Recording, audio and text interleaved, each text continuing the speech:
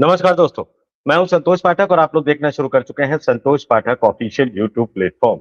क्या इस देश में इससे पहले कभी कोई सोच सकता था कि सुप्रीम कोर्ट के आदेश के बावजूद भारतीय जनता पार्टी की पूरी कैबिनेट अपने एक मंत्री को बचाने के लिए मैदान में उतर जाएगी? क्या इससे पहले कभी सोचा जा सकता था कि जिस मामले को लेकर सुप्रीम कोर्ट तल्ख है, जिस मामले को लेकर सुप्रीम कोर्ट के तेवर बहुत तीखे हैं, जिस मामले को लेकर न्यायपालिका एक ठोस कार्रवाई चाहती है बीजेपी के मंत्री शाह के खिलाफ, उस मंत्री शाह को बचाने के लिए भारतीय जनता पार्टी की सरकार की पूरी कैबिनेट मैदान में उतर जाएगी।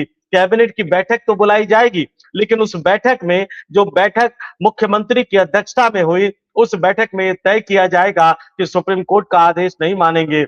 हमारे लिए अपने मंत्री शाह साहब को बचाना बहुत जरूरी है। अब इसको वोट बैंक की मजबूरी कह लीजिए या सुप्रीम कोर्ट को जानबूझकर भाजपा की सरकार उनकी हैसियत बताने की कोशिश कर रही है। आखिर ये पूरा मामला क्या है, ये बड़ी स्टोरी लेकर मैं आपके सामने आया हूं। जैसा कि हमारा काम है, हम सिर्फ और सिर्फ तथ्यों को आपके सामने रखते हैं। ये जितने सवाल उठाए मैंने क्या की शक्ल में उठाए, न्यायपालिका के सम्मान का बड़ा सवाल खड़ा हो गया है, सुप्रीम कोर्ट के इकबाल का बड़ा सवाल खड़ा हो गया है, भाजपाई मुख्यमंत्री के रवैये को लेकर बड़ा सवाल खड़ा हो गया है और सुप्रीम कोर्ट के आदेश का अपमान करने वाले ऐसे भाजपाई मुख्यमंत्री को क्या आला कमान की सह मिली हुई है, क्या मोदी और शाह की सह मिली हुई है, क्या मोदी और शाह ऐसे मुख्यमंत्री को बचा रहे हैं? क्योंकि होना तो ये चाहिए कि सुप्रीम कोर्ट का आदेश न मानने के कारण भाजपा को नरेंद्र मोदी, देश के प्रधानमंत्री नरेंद्र मोदी और गृह मंत्री अमित शाह को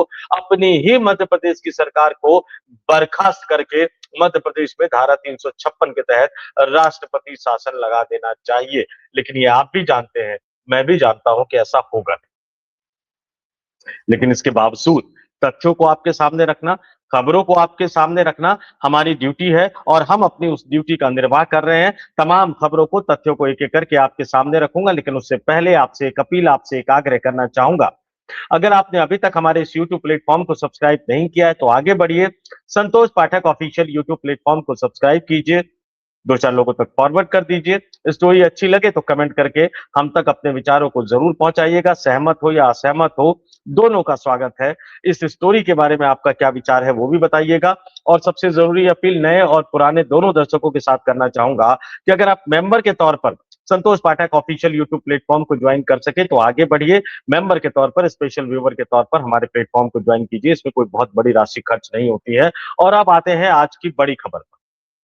आपको ऑपरेशन सिंदूर तो याद होगा, ऑपरेशन सिंदूर जिसमें भारत की बहादुर सेना ने पाकिस्तान को घुटनों पर ला दिया था। वो तो अमेरिका के दबाव में अगर प्रधानमंत्री ना झुकते, क्योंकि औपचारिक युद्ध जिसका ऐलान नहीं किया गया, उस युद्ध के युद्ध विराम का ऐलान अमेरिका के राष्ट्रपति ने सोशल मीडिया प्लेटफॉर्म पर पहले किया।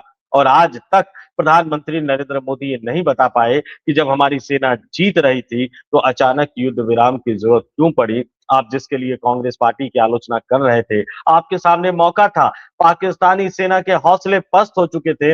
आपको पाकिस्तान ऑक्युपाइड जम्मू कश्मीर छीन लेना चाहिए था पाकिस्तान से, आप वो नहीं छीन पाए। और उस दौरान आपको वो अधिकारी भी याद होंगे, दो महिला अधिकारी जो आते थे, प्रेस कॉन्फ्रेंस करते थे, सेना की बहादुरी के बारे में बताते थे और पाकिस्तान के नापाक इरादों का पर्दाफाश करते थे। दुनिया भर में प्रेस कॉन्फ्रेंस के माध्यम से पाकिस्तान को बेनकाब करते नजर आते थे। और उन्हीं में से हमारी एक अधिकारी, हमारी एक बहुत ही बहादुर अधिकारी, सिर्फ उनके धर्म की वजह से भाजपाई मुख्यमंत्री के लाडले मंत्री ने टारगेट किया।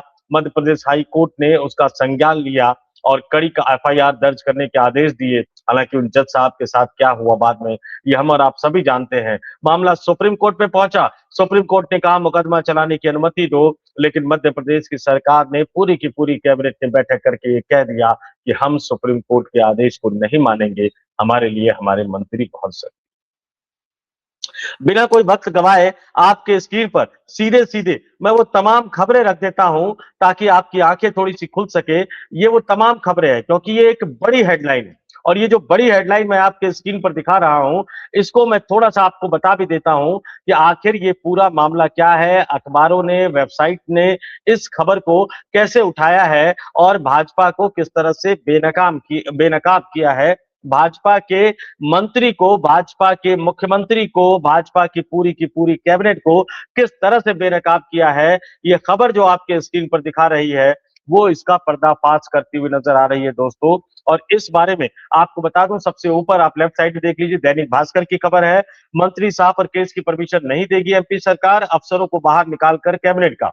नवभारत टाइम्स की खबर है, एमपी पॉलिटिक्स, मंत्री विजय शाह के समर्थन में उतरी पूरी एमपी कैबिनेट, यानी मध्य प्रदेश की पूरी कैबिनेट, 45 मिनट तक चली मीटिंग बचाने।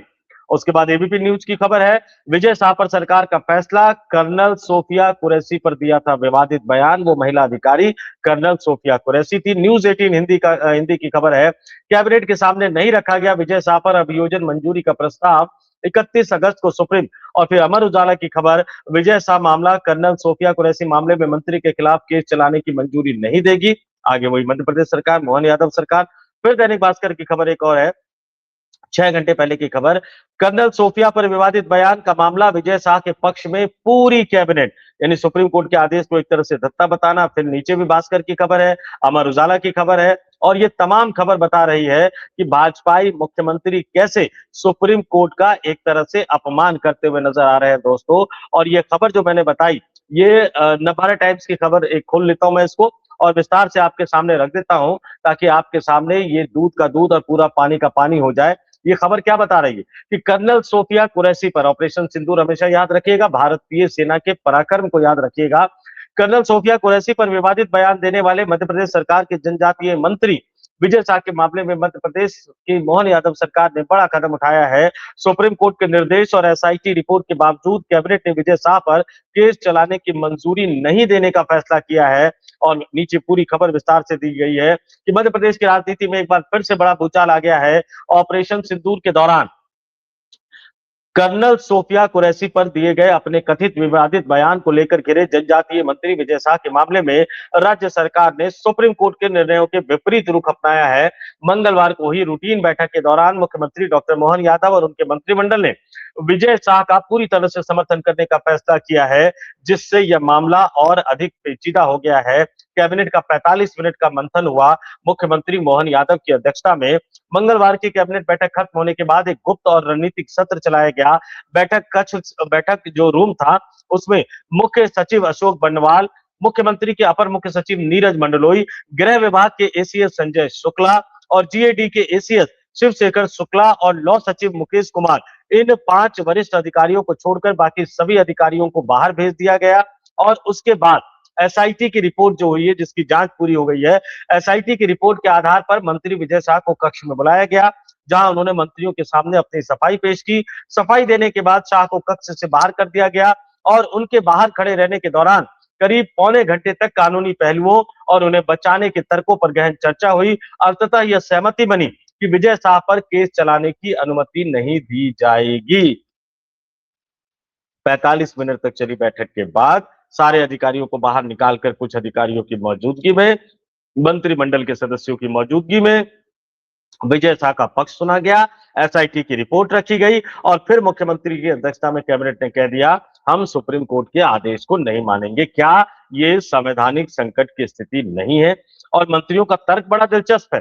मंत्रियों का तर्क है कि माफी मांग चुके हैं तो मुकदमा क्यों होना चाहिए।